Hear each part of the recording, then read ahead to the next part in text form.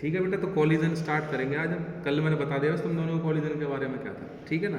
Collision basically हमारे पास दो तरह का होगा, एक होगा इलास्टिक कॉलिजन और एक होता है हमारे पास इनइलास्टिक कॉलिजन। ठीक है बेटा, इलास्टिक कॉलिजन में क्या होता है कि भाई जिस कॉलिजन के दौरान जो काइनेटिक एनर्जी है सिस्टम की वो क्या रहेगी हमारी, कंजर्व। जिसमें काइनेटिक एनर्जी कंजर्व रहेगी कॉलिजन में वो तो बन जाएगा इलास्टिक कॉलिजन, और जिसमें काइनेटिक एनर्जी कंजर्व नहीं रहेगी वो हमारे पास होगा इन इलास्टिक कॉलिजन।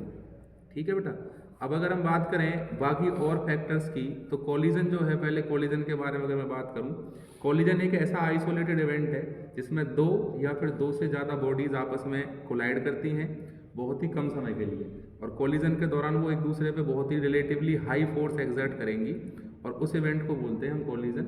दो तरह के कॉलिजन होंगे, इलास्टिक और एक इनइलास्टिक। ठीक है ना, बेसिकली टकराना, गाड़ी टकरा गई, बॉल टकरा रही है आपस में, बिलियर्ड्स बॉल टकराती हैं जैसे, इस तरीके से वही कॉलिजन है। इलास्टिक कॉलिजन में काइनेटिक एनर्जी कंजर्व रहेगी, मोमेंटम जो हमारे पास होगा मोमेंटम कंजर्व होगा, टोटल एनर्जी भी हमारी कैसी रहेगी, कंजर्व। ठीक है जी, तो जो हमारे पास ये फॉर्म बनेगा इलास्टिक कॉलिजन, उसमें आपकी सभी चीज़ें कंजर्व है, kinetic energy, linear momentum, total energy सभी कंजर्व रहेंगे। वहीं अगर हम इनइलास्टिक कॉलिजन की बात करते हैं तो इनइलास्टिक कॉलिजन में हमारे पास क्या होगा, जो काइनेटिक एनर्जी है वो आपकी कंजर्व्ड नहीं होती, इट विल नॉट कंजर्व, बाकी सारी चीज़ें कंजर्व रहेंगी। ठीक है जी, तो इलास्टिक कॉलिजन और इनइलास्टिक में बेसिक डिफरेंस यही है कि इलास्टिक कॉलिजन में काइनेटिक एनर्जी कंजर्व रहती है और इनइलास्टिक कॉलिजन में आपकी काइनेटिक एनर्जी कंजर्व नहीं रहेगी। लीनियर मोमेंटम और टोटल एनर्जी दोनों के दोनों कॉलिजन्स में हमारे पास क्या रहेगी, कंजर्व। ठीक है बेटा, तो आज जो हम टॉपिक पढ़ेंगे वो हमारे पास पहली डेरिवेशन है, एक ही डेरिवेशन हम करेंगे आज, elastic collision in one dimension. One dimension में हम इलास्टिक कॉलिजन देखेंगे कि कॉलिजन से पहले जो बॉडीज होती हैं उनकी वेलोसिटी कुछ रहेगी, कॉलिजन के बाद जो वेलोसिटी होगी उस वेलोसिटी को निकालने का हमारे पास फॉर्मूला क्या आएगा। ठीक है, जिसमें कुछ केसेस देखेंगे हम कि भाई अगर ऐसी कंडीशन होगी तो वेलोसिटी क्या बन जाएगा और ऐसी कंडीशन होगी तो वेलोसिटी क्या बनेगी। Elastic collision in one dimension में ध्यान रखना है कि इलास्टिक कॉलिजन में काइनेटिक एनर्जी, लीनियर मोमेंटम और टोटल एनर्जी हमेशा कंजर्व रहती है, क्योंकि इन्हीं पॉइंट्स से हमारी डेरिवेशन होगी आगे। ठीक है भाई, तो अगर मैं कंडीशन मान के चलूँ, सपोज करिए कि मेरे पास ये एक ऑब्जेक्ट है ए जिसका मास मैंने मान लिया m1।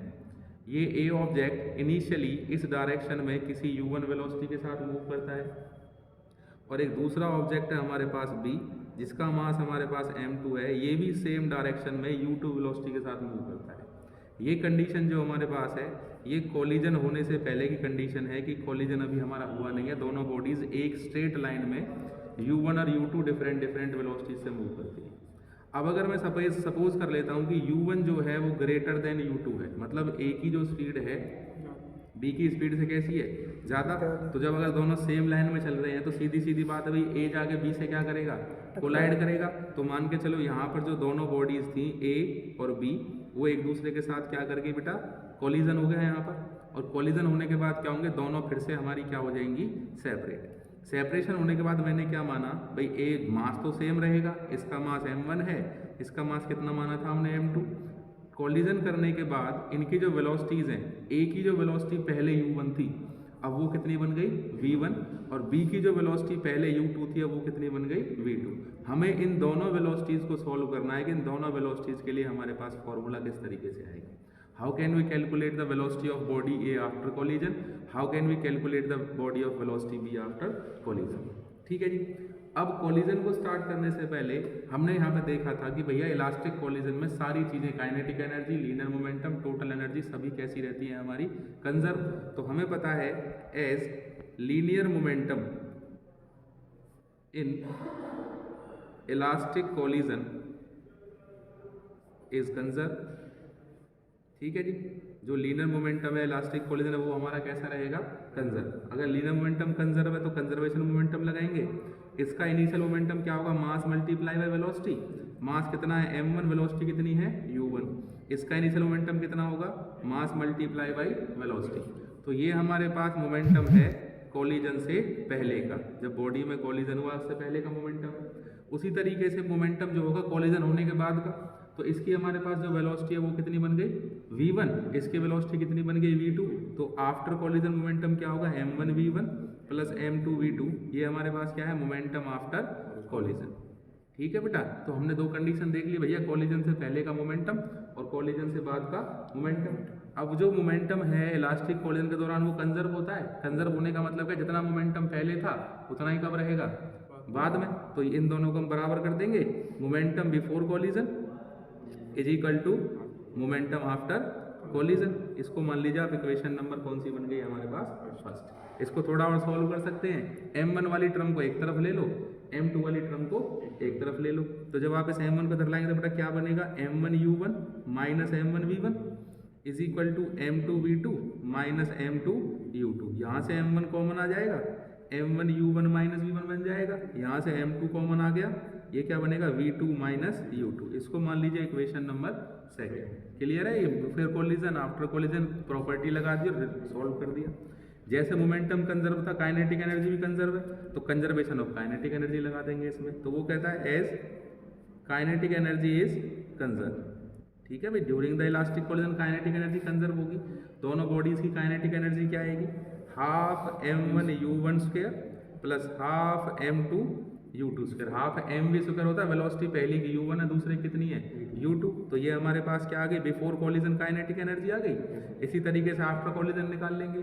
आफ्टर कॉलिजन कितनी होगी, half m1 v1 square plus half m2 v2 square. ये आफ्टर कॉलिजन काइनेटिक एनर्जी आ गई। कंजर्व है तो बिफोर कॉलिजन और आफ्टर कॉलिजन दोनों बराबर हो जाएंगी, दोनों बराबर कर देंगे। तो यहाँ पे क्या होगा हमारे पास, एनर्जी बिफोर कॉलिजन कितनी थी, हाफ m1 u1 स्क्वायर, साफ आ रहा है Deepak, plus half m2 u2 square is equal to half m1 v1 square plus half m2 v2 square. इसमें भी सेम कंसेप्ट है, 1/2 तो कैंसिल आउट हो जाएगा बेटा कॉमन लेके। इसमें भी m1 वाली टर्म एक तरफ ले लो, m1 u1 square m1 v1 square is equal to m2 v2 square minus m2 u2 square. इसमें से m1 कॉमन आ जाएगा, u1 square minus v1 square is equal to, इसमें से m2 कॉमन आ गया, v2 square minus u2 square. Equation number कौन सी बन गई बेटा हमारे पास था। ठीक है जी, तो हमने कंजर्वेशन ऑफ मोमेंटम और कंजर्वेशन ऑफ एनर्जी लगा के इक्वेशंस निकाल ली यहाँ पर। अब आप सॉल्व करेंगे, डिवाइड कर दो बेटा, divide equation number third by equation number second. Equation number third हमारे पास है m1 u1 square minus v1 square is equal to m2 v2 square minus u2 square. Second इसे डिवाइड करेंगे, m1 u1 minus v1 is equal to divide by m2 v2 minus u2। m1 से m1 गया बेटा, m2 से m2, a square minus b square को open करेंगे तो ये हमारे पास फॉर्मूला बनेगा यहाँ पर a plus b a minus b. तो यहाँ पे क्या है, u1 minus v1 multiply by u1 plus v1 divided by u1 minus v1। ऐसे इसका फॉर्मूला बन जाएगा v2 माइनस u2 इंटू में v2 प्लस में u2 divided by v2 minus u2। ये दोनों कैंसिल आउट हो जाएंगे बेटा, यहाँ से बचेगा क्या, u1 plus v1 is equal to v2 plus में u2। इक्वेशन नंबर कौन सी बन गई बेटा हमारे पास, फोर्थ। ठीक है जी, अब यहाँ से v2 की वैल्यू निकाल दो आप। इस इक्वेशन से अगर आप v2 की वैल्यू निकालेंगे तो v2 कितना आएगा, u1 plus v1 minus u2। इस v2 की वैल्यू को कैलकुलेट करके आप इक्वेशन नंबर फर्स्ट में रखेंगे। इक्वेशन नंबर फर्स्ट हमारे पास कौन सी है बेटा, ये वाली m1 u1 plus m2 u2 वाला जो रिलेशन है, इसमें हम इक्वेशन को रख देंगे जिसमें हम दोनों को क्या कर रखा है, इक्वल। तो ये हमारे पास इक्वेशन है, तो मैं यहाँ लिख देता हूँ as equation first. Equation first क्या थी, m1 u1 plus m2 u2 is equal to m2 v2 plus m1 v1। ये v2 की वैल्यू यहाँ रख देंगे निकाल के, तो क्या आएगा हमारे पास, m1 u1 plus m2 u2 is equal to m1 v1 plus m2। v2 की वैल्यू कितनी है बेटा, u1 plus v1 minus u2, m2 को अंदर मल्टीप्लाई करेंगे, m1 u1 plus m2 u2 is equal to m1 v1 plus m2 u1 plus m2 v1 minus m2 u2। ठीक है जी, अब इसको थोड़ा रीअरेंज कर लें बेटा।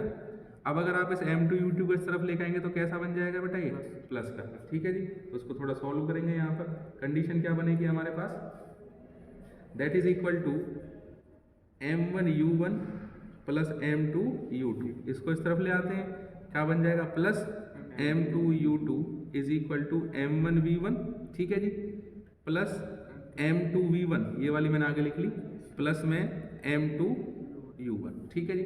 ये M2U2 प्लस M2U2 कितना हो गया हमारे पास 2M2U2, तो ये बनेगा M1U1 प्लस में 2M2U2 is equal to M1V1 plus M2V1 plus में M2U2, ठीक है जी। यहाँ से और यहाँ से दोनों में से V1 कॉमन ले सकते हैं, तो बचेगा क्या हमारे पास M1U1 plus 2 M2U2 is equal to M1 plus में M2 मल्टीप्लाई बाई V1 हो जाएगा बेटा, प्लस में M2U1। अब इस M2U1 को भी इस तरफ ले आओ, जब M2U1 को इस तरफ लेके आएंगे तो क्या इक्वेशन बनेगी यहाँ पर, ये बनेगा हमारे पास, तो ये कितना है M1U1 प्लस 2M2U2, ये रिजल्ट एज इट इज लिख दिया हमने यहाँ पे। इसको इस तरफ लेके आएंगे तो टर्म माइनस की हो जाएगी, minus M2U1 is equal to V1 common ले रखा है, M1 प्लस में कितना आ गया बेटा M2। अब देखो यहाँ भी U1 है, यहाँ भी U1 है, U1 भी कैसा चला जाएगा यहाँ से हमारे पास कॉमन, तो इक्वेशन बन जाएगी हमारे पास 2M2U2 plus M1 minus M2 multiply by U1, this is equal to V1 into में M1 प्लस में M2। V1 की वैल्यू यहाँ से कैलकुलेट होगी, क्या आएगी बेटा 2M2U2 इंटू प्लस में M1 minus M2 multiply by U1 divided by M1 plus में M2। This is the formula of velocity of body A after collision. Collision होने के बाद जो A की वेलोसिटी होगी उसका हमारे पास क्या होगा, फॉर्मूला बन जाएगा। सिमिलरली आप यहाँ से क्या कर सकते हैं, जैसे आपने V1 निकाला है ऐसे ही आप क्या करेंगे 4V2, V2 की वेलोसिटी के लिए आपको कुछ नहीं करना, केवल आप रिप्लेस कर देंगे, यहाँ पर रिप्लेस M1 की जगह रख दो बेटा M2 इस वाले फॉर्मूले में, और जो हमारे पास यहाँ पर कितना है, जो U1 हमारे पास है उसकी जगह आप क्या रख देंगे यहाँ पर U2, M1 को M2 से रिप्लेस कर देंगे और U1 को किससे रिप्लेस कर देंगे U2 से, तो 4V2 हमारे पास फॉर्मूला सीधा सीधा बनेगा 2। M1 की जगह क्या लिखना है, तो यहाँ M1 रख दें, M2 की जगह पे U1 U2 की जगह पे क्या लिखना है बेटा U1, यहाँ पे क्या आ जाएगा M2 माइनस M1 इंटू में U2, यहाँ तो कोई फर्क ही नहीं पड़ना, क्या लिख देंगे बेटा M1 प्लस में M2। ये दूसरी बॉडी की वेलोसिटी आ गई हमारी आफ्टर कॉलिजन। समझ में आई बेटा बात। तो ये हमने क्या किया, कॉलिजन से पहले की वेलोसिटी U1 U2 थी और कॉलिजन के बाद की जो वेलोसिटीज होती हैं उनको निकालने का हमारे पास फॉर्मूला आता है यहाँ से, बीच में प्लस का साइन है बेटा, सॉरी, ठीक है जी। तो ये हमारे पास रिलेशन बचा। अब इसमें केसेस देखे जाएंगे। केसेस क्या होंगे, मान के चलो केस फर्स्ट मैंने अज्यूम किया कि दोनों बॉडीज का मास जो है वो same, let M1 is equal to M2 and both are equal to M। जब दोनों का मास सेम है तो इस वाले फॉर्मूले में रखेंगे आप, दोनों का मास सेम होगा तो हमारे पास V1 क्या बनेगी 2, M2 की जगह आप M लिख देंगे बेटा, ठीक है जी। इनटू में क्या आएगा हमारे पास U2, ये वाली वैल्यू 0 बन जाएगी, सीधी सी बात है, M माइनस M 0 हो जाएगा, डिवाइडेड बाई कितना आ जाएगा बेटा, नीचे भी 2M, M plus M 2M, 2M से 2M क्या हो गया, तो V1 किसके बराबर हो गया, मतलब U2 क्या थी B की इनिशियल वेलोसिटी और V1 क्या है A की फाइनल वेलोसिटी। तो इसका मतलब क्या है, ये कंडीशन थी कि जो B है वो इनिशियली किससे चल रहा था U2 से, और जो A था वो इनिशियली किससे चल रहा था U1 से। दोनों आपस में कोलाइड हुए, कोलाइड होने के बाद A की वेलोसिटी कितनी हो गई थी और B की वेलोसिटी कितनी हो गई थी V2, तो यहाँ से V1 की वैल्यू कितनी आ गई। इसका मतलब ये है कि अगर दोनों बॉडीज के मास बराबर होते हैं और दोनों में इलास्टिक कॉलिजन होता है, तो कॉलिजन होने के बाद जो वेलोसिटीज हैं, जो पहले इनिशियल वेलोसिटी B की थी अब वो A की क्या बन गई, फाइनल वेलोसिटी, और जो पहले A की इनिशियल वेलोसिटी है वो B की क्या बन जाएगी, रख के देखते हैं इसमें। इस वाले फॉर्मूले में कंडीशन अप्लाई करते हैं, M1 is equal to M2 is equal to M, तो इसमें रखेंगे तो क्या आएगा बेटा V2 is equal to 2M into में U1, भाई M1 की जगह हम रखेंगे, ये कितना बन गया 0, और नीचे भी कितना आ जाएगा 2M, 2M से 2M उड़ गया, तो बेटा V2 की वैल्यू कितनी आ गई। It means when the masses of the two bodies is same, then during the elastic collision their velocities are interchanged. जो ए की पहले इनिशियल वेलोसिटी थी वो बी की फाइनल बन जाएगी, और जो बी की पहले इनिशियल थी वो ए की क्या बन जाएगी, फाइनल। समझ में आई बेटा बात? तो ये हमारे पास कंडीशन थी elastic collision in one dimension. इसका जो फोटो है मैं अभी भेज दूंगा ग्रुप में से देख लेंगे उसको प्रॉपरली, और ये हमारे पास है इसका डेरिवेशन। ठीक है जी। So thank you so much बेटा, वीडियो को ध्यान से देख लेना। जिसको कोई डाउट है ग्रुप में मेरे से पूछ लेना, ग्रुप में पूछ लेना, चाहे पर्सनल नंबर पे, जहाँ भी आपको सही लगे वहाँ पूछ लेना।